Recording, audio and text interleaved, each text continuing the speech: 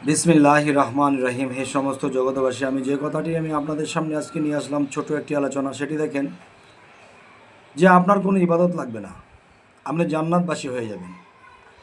আপনার কোনো আছে না যে সেজদা করবেন, মসজিদে যাবেন বা কোনো একটা কিছু করবেন, কিছু লাগবে না, আপনি জান্নাতে যাবেন। শুধু কোন কাজটার বিনিময়ে যাবেন জানেন? আপনি এতিম অসহায়কে আপনি আদর করছেন, ভালোবাসছেন, নিজে না খেয়ে খাওয়াচ্ছেন।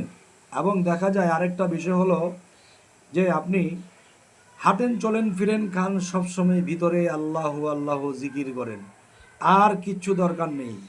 তবে ফাঁকে দিয়ে একটি কথা বলে নিব, এই কাজটিও করে নেবেন যে জীবনে যদি আপনি কোনো দিন একটা কাজ করেন বা যে কোনো একটা কিছু করতে যান, এটা কিন্তু একটা উস্তাদের প্রয়োজন হয়, যেটা কিভাবে করতে হয়। তাই একটু ছোট কথা, যে একজন কামিল মুর্শিদকে ধরে নেবেন এবং ওনার কাছ থেকে আপনি বায়াত হয়ে চলে আসবেন।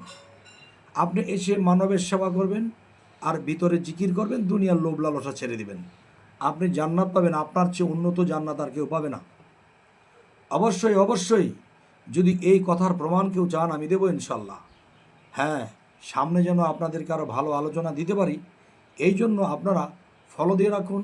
যদি ইউটিউব হয়, আপনারা সাবস্ক্রাইব করে রাখুন, অবশ্যই আপনাদের সামনে পৌঁছে যাব। সকলে ভালো থাকবেন। আল্লাহ হাফিজ।